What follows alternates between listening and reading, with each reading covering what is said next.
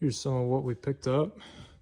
Got some 8-inch swivel casters, and then a whole array of crescent adjustable wrenches.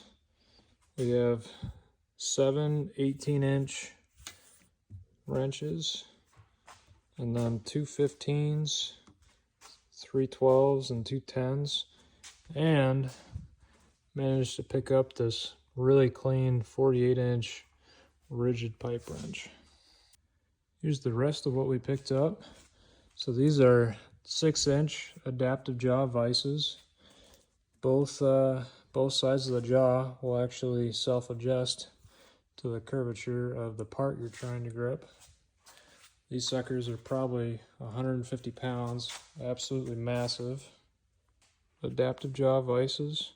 So here you can kind of see what they do.